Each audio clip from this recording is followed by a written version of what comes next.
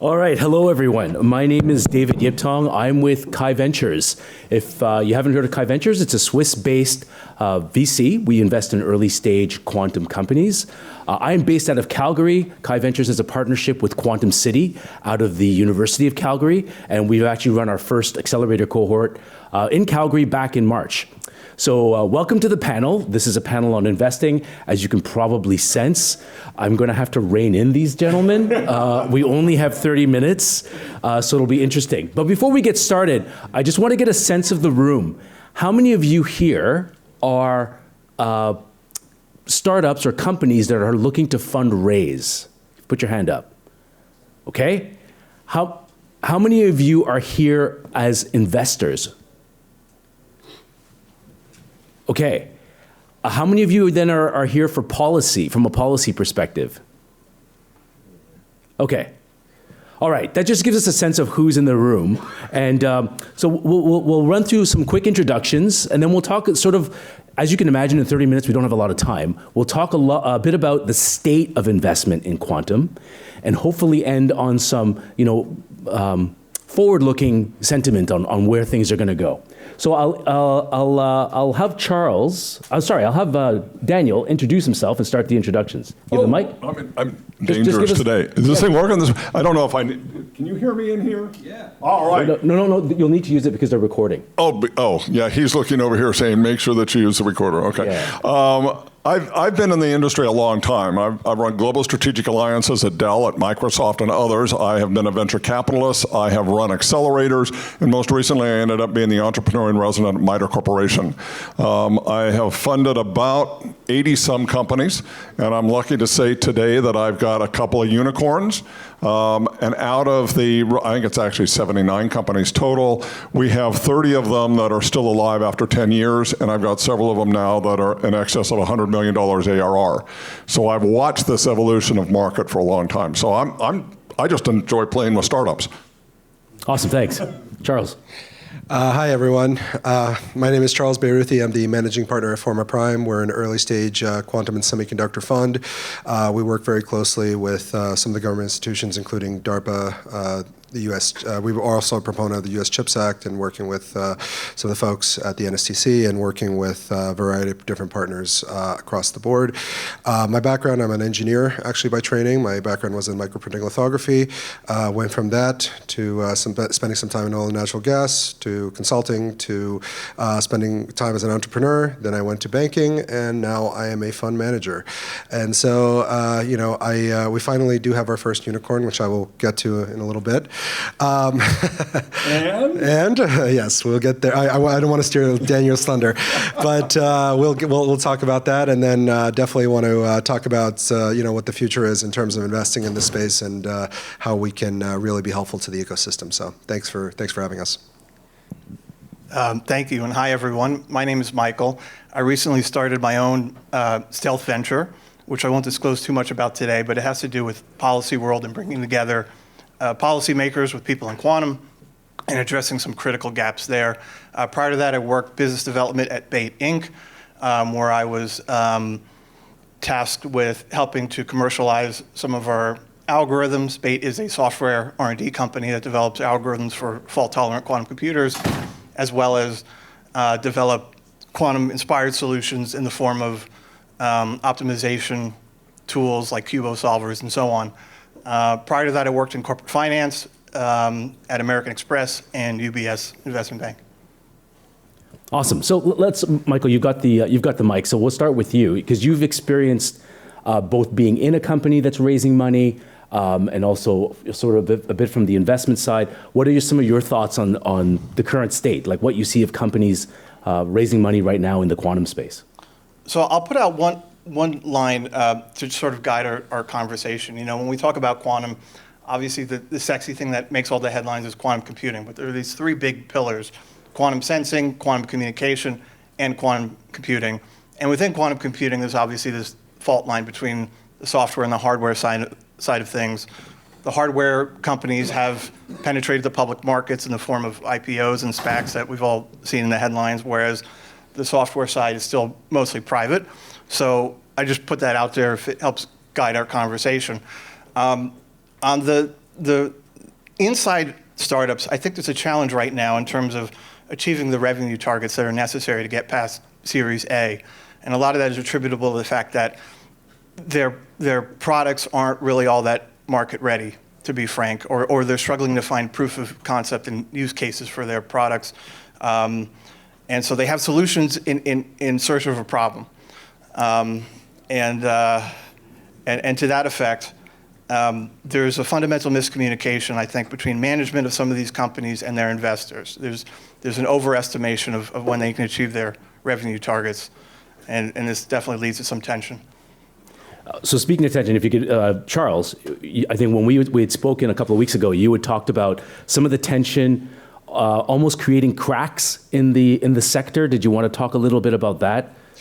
Yeah, absolutely. So I think one of the key issues if we look at both the investor side, and I mean the investor side in a broader space, and the quantum community, there really is a question of, are most quantum computing companies, and I speak computing in this particular case because they are by far, I think, the largest sector that has really exacerbated this issue of, are they really businesses? Right?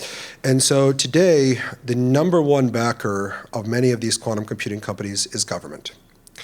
And so the issue now has really started to play out where if we were to model a recessionary period, which, let's just be honest with ourselves, is a possibility, where UBS in some cases has pointed out that in 2026, at some point, there is a 93% chance of a recessionary period. What will that do to government funding of quantum or other research initiatives? And so the real conversation here needs to be, and I put this on some governments, of how do we actually build reliable ecosystems that outlast any one company? And more importantly, the idea for the companies is, what is your level of commercial traction? So to what Michael said, how are we quantifying traction? And so let me just quickly, and I mentioned this earlier to Dan and David as well, we need to think about traction as actual business attributable traction. What does that mean? Corporate strategy teams today inside of these corporations have been setting KPIs or key performance indicators on what is expected for quantum or for other technologies to be able to relate to the businesses and the impact of what that brings. Now, some of that is quantifiable in terms of operations, some of that is quantifiable in terms of capital. Now, the biggest question really is, where does that quantum technology fit? And for most companies, they're saying, well, we really don't care about that. If you want to survive today in this industry, and you are saying, I'm not ready to care about that, you are not ready for venture capital funding. I repeat, do not go out for venture capital funding. It just makes absolutely no sense. And why does it make no sense? Because we are looking at it from a commercial lens, and that's our obligation. We have an obligation to investors. We have an obligation to our limited partners. We want you to be successful, and so I would tell you, great, go to get the grants, go to SBIR, go to the Defense Department, go to all these various government spaces in the States. You can go to certain governments in Europe, and I know the European Union has some great initiatives. But I also want to mention one thing here. If you do that, and you're a Series B company or a Series C company, and you're still having to do that, and you're not at that commercial traction point, this is a concern. And it's a very big concern. So liquidity is now becoming a question. As companies start to IPO, and we'll get to that, I know, as they start to IPO and go public and reach into those markets, balance sheets will become a question, and they will become a target. So for us, we're saying we want to build healthy businesses. We don't want to just invest in great technologies. And great technologies are essential, but they have to be paired up with a business. We're not investing in projects. So for those of you who've been through an accelerator program, I know definitely with the companies we work with at the Chi Ventures Accelerator, a lot of you are coming in as researchers, from a research background. And, much to your chagrin, we often talk more about the business than the technology because that's really the commercial value. That's what commercialization is. Daniel, you've mentioned that several times during our last conversation. Did you want to chime in on that? Yeah, I think what's really important is nobody buys technology. Nobody buys widgets. People buy technology solutions. I have a business problem, and I need to solve the problem. Quantum is a technology that's horizontal. It comes a whole bunch of different areas. So we are moving into a box now where we're starting to identify problems that the quantum technology can be used to address. Once that's understood, you can start to define a market, and you can start to say, I am building this solution to this market that has this many customers that needs this solution. To your particular point, when we do investing in early stage, if you don't have 3 paying customers, I'm not going to even pay attention to you. Honest to God. And if you get ready for an A round, if you don't have 10 to 20 customers, paying customers, you ain't going to get funded. It's just the reality of the world. We make money based upon your success making money. If you can't show me the route to market for your solution and how your solution is going to get to that market, you just will kiss your ass goodbye, pardon the expression. Okay? We have one of my companies. We funded it in 2015, and I come out of the cybersecurity space, so I've watched this stuff go up and down over the years. We put $50K into them. Right now, they're sitting at $350 million ARR, and they're currently projecting a $4.5 billion IPO sometime next year. When we defined with it, we said, you make this really cool stuff. They came out of the cyber offensive space. They said, we think small businesses are going to need this. They decided that going through the MSSP, the Managed Security Service Provider market, was the right way. And they figured out for every $1 of their revenue, the MSSP would make $25 in individual revenue. They own that market now, and they're now moving up, and very shortly they're going to be in the 100, the Fortune 100, starting to go down. They're killing George over there with CrowdStrike. I was a partner with George at Ernst & Young, so I know George really well. I also am glad that I funded this other company. The point that I'm making is we are now at an inflection point in this quantum industry, and I'm sure you guys are going to comment on this as well.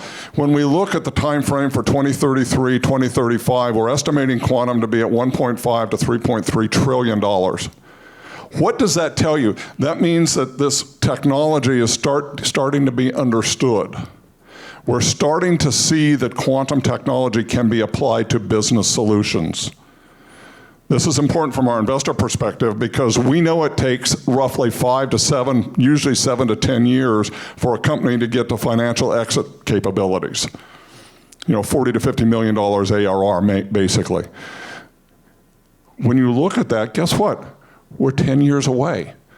We're at the point now that the quantum technology is understood enough to start to apply it to a business problem. Now we're starting to see, if I do investments now, I'm going to start to see financial exits in 2033 to 2035 because we're now on a ramp on the adoption curve of this technology. Why? Because to your point, there's a business problem. I have addressed the business problem. I can solve the business problem.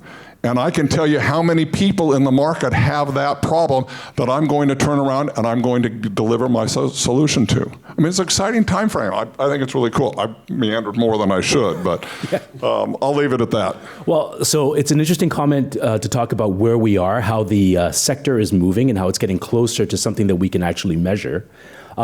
However, I think for most of the startups that are in the sector, the financing environment is shifting. We talked about shifting in government funding priorities, different countries getting involved, different types of restrictions.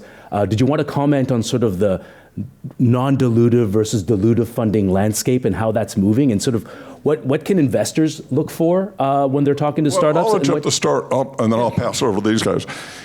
In the early stages of any evolving market space, and I'm going to use cyber or AI or blockchain or the next generation of 60, 70, whatever, you got to find money, and the only people that give it to you are SBIRs and STTRs and those type of things and their funds.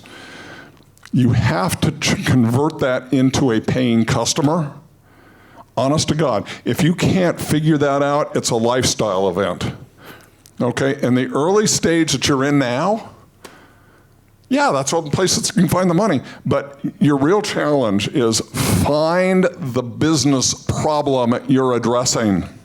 okay? Don't say I'm doing this big thing. Solve the problem. And then you find paying customers. I'm going to turn it over to these guys because I could talk forever. All right, so let me just for the startups in the room, because I know many of you are anxiously trying to raise and trying to think about this. So let me paint a scenario for you from where we sit so you understand our mentality. There are, Bob, you can correct me if I'm wrong, but I believe 86 quantum computing companies out in the market today, okay? Now, imagine all of them applying for federal funding, okay? And the question is then, you need to differentiate yourself between all of them. Some of them have identical roadmaps. Some of them have differentiating roadmaps. Some of them are ahead in terms of certain processing, certain partnerships, whatnot.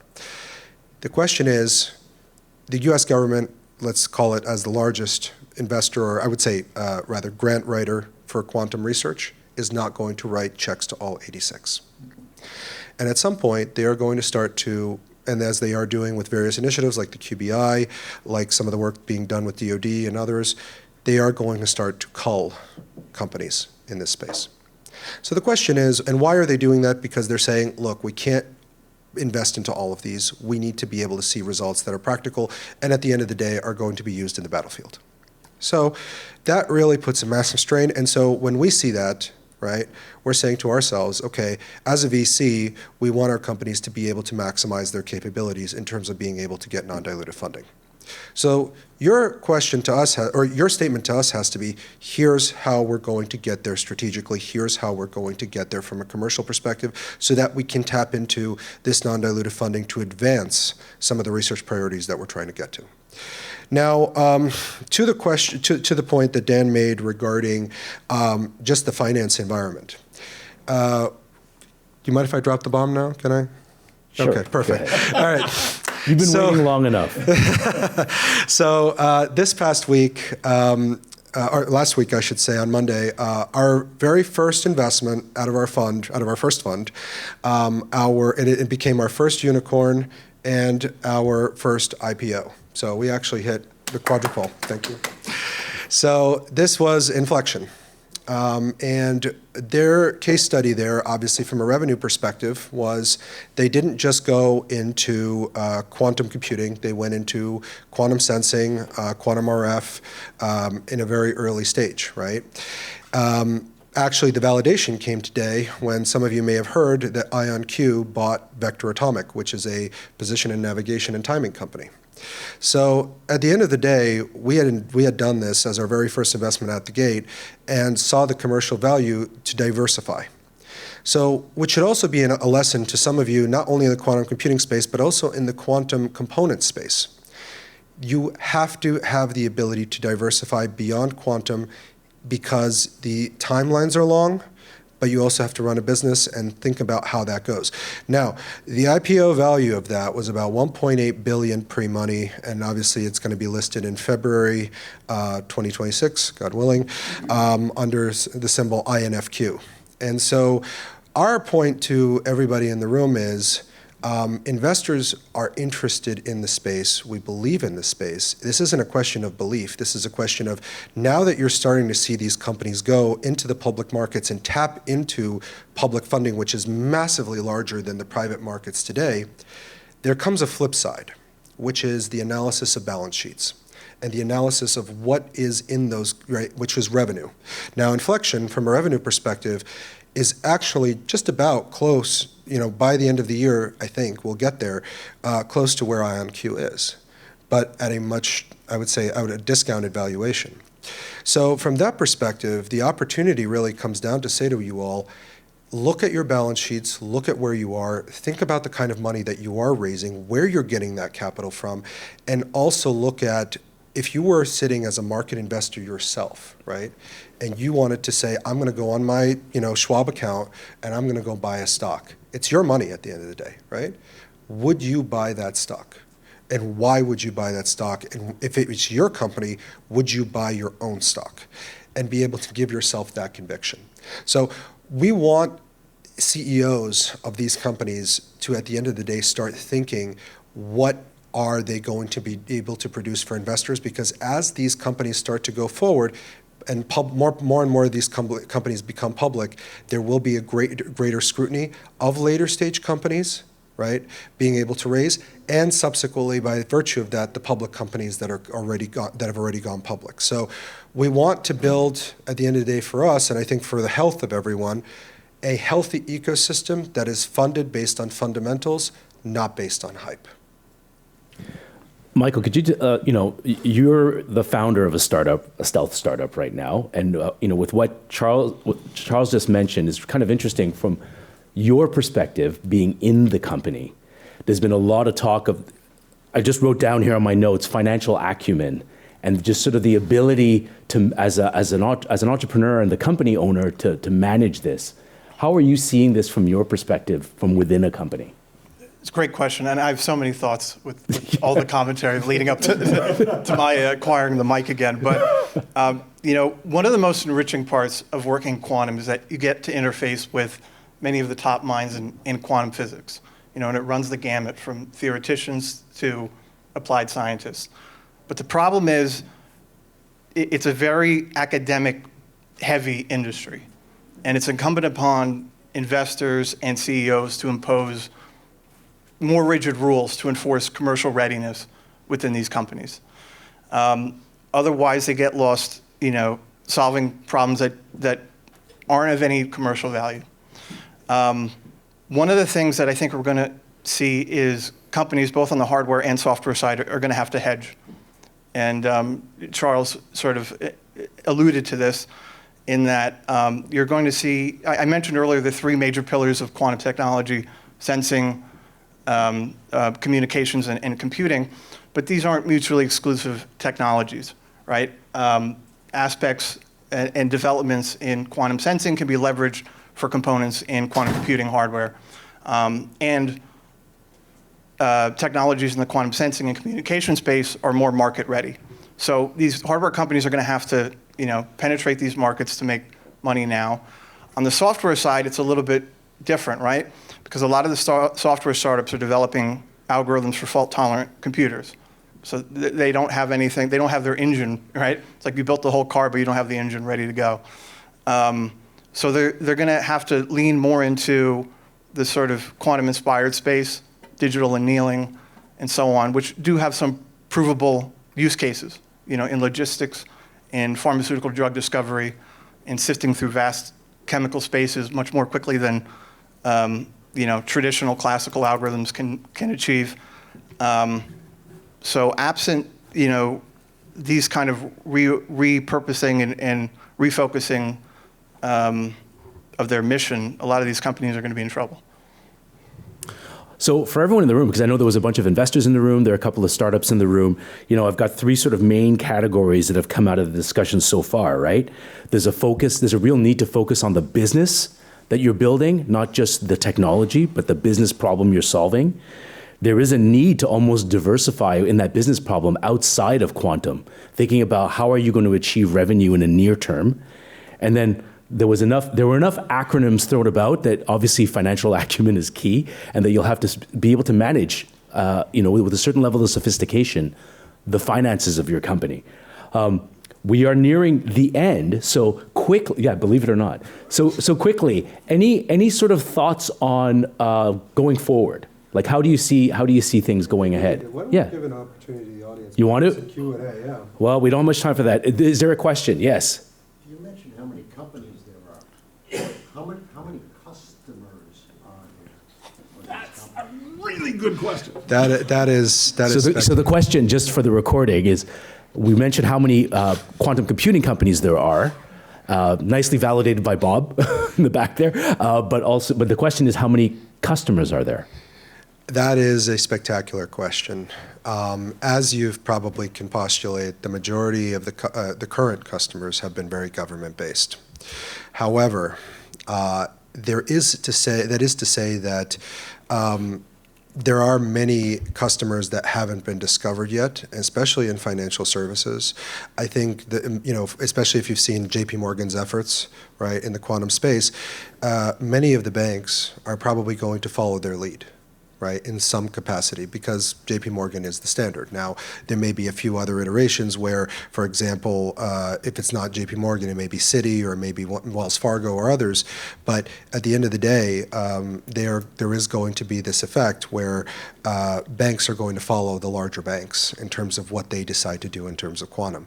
Now, if you look at healthcare companies, right, most of that is related to the research side. Right, so at the moment, there's nothing really to be done on healthcare unless you're talking about genomic sequencing. If you're talking about, for example, in areas of defense, right, there are a lot of applications not exactly in the computing space, but also in the sensing space. But one of the ones that I'm really excited about personally is telecom. I think telecom is significantly untapped, as are the core data center infrastructure for both quantum RF and for quantum timekeeping, respectively, where those are massively important. Quantum RF, I think, could be really instrumental towards optimizing 6G applications. So, to your point, there aren't as many commercial customers as they should be, but part of that is because some of the companies haven't presented what you would call a plug-and-play solution where they can actually take advantage of that. People talk about Bracket, people talk about NVIDIA's cloud and some of these other things. I mean, the question is, what can you really do with them? And I think that right now the use cases are limited, and I think there needs to be, especially, and that's why I think innovation on the software side is going to be critical. How do we make programmability and flexibility for those organizations an option? Dan, do you have any thoughts on that? Yeah, one of the things I think you need to think about, and I've been involved with a lot of stuff going on over the last several years through MITRE with the Presidential Advisory on Scientific Communities. One of the things that we have started to look at, and I don't know if it's definitive, but one of the things we started to look at was CAGRs. And we started to look at the CAGRs by market segment. And we started to look at the CAGR numbers from 2035 up to 2050. Now, it's an important model because we started to take a look and say, what would be the enabling technologies that may be used to solve problems in such things as the environmental space? You might want to tell them what CAGRs are. Oh, consolidated revenue growth, okay? This is your annual return on your growth of a CAGR. If you've been in this business, you're going to understand what a CAGR is because that's going to tell you what your consolidated annual growth rates are, okay? One of the things we started to look at was when do we start to see market segments going into the trillion-dollar category. And when do those windows occur, and what do we believe the technologies may need to be there to solve those kind of problems? We've identified 5 technologies, 4 of them most critical, which will actually converge in the 2035 timeframe. Quantum is 1, AI is 2, 7G is 3, and blockchain is 4, and there is a 5th that I won't go into at the moment. When we look at those technologies, and they're all horizontal technologies, and we know in general horizontal technologies take 75 to 95 years from concept to mass adoption. These technologies are going to be starting to become extremely aligned, and we're starting to see CAGRs, and for example, in the climate range. What do you need? Ultra high-end computing, you need sensing technologies, you need ultra high-end communications, you need to be able to tie them together. Guess what, folks? In about 2033 to 2035, these set of technologies actually converge when you look at the markets. And you start to take a look at the conversion of the CAGRs in these various market segments, and that tells you where problems are going to exist. And the technologies that we're seeing today, and that's why quantum's so important, we're starting to understand what quantum can do. Not solving a specific problem, but what can it provide in the areas around high-speed communication and blockchain technology and AI. And if they're all converging in the same windows, guess what? Anyway, that's looking into the future. And I'm a future guy because I've watched this stuff. I mean, when you get to be 70 plus years old, oh my God, I'm 70 plus years old. You've played in this space a lot. And you've watched this evolution, and it's going to do it again. And to his point, ARR, customer acquisition. Find a business problem, apply the technology to solve that problem, and be on the lead, and get a revenue plan in place. And I will stop. On that, so thank you. On that note, again, hopefully you've gotten a bit of a sense of where these gentlemen have seen, based on their experience and what they're living, where the investment landscape is in quantum. I'd like to thank all 3 of them, Michael, Charles, and Daniel. And, well, Bob just left, but thank you for validating the numbers, Bob Suter. And if you, again, like I said, if you haven't heard of Kai Ventures, we actually have an accelerator cohort that's open for registration in Calgary. There's one in Basel next year as well, and there will be a third one in Singapore next year. So if you are a company, and if you're an investor and you're interested in sort of landing in any one of those markets, there are opportunities. There are investor days in each one of the markets at the end of each cohort. So thank you, gentlemen. And again, 30 minutes was not enough, but such is life. Thank you, everyone. Thank you, guys.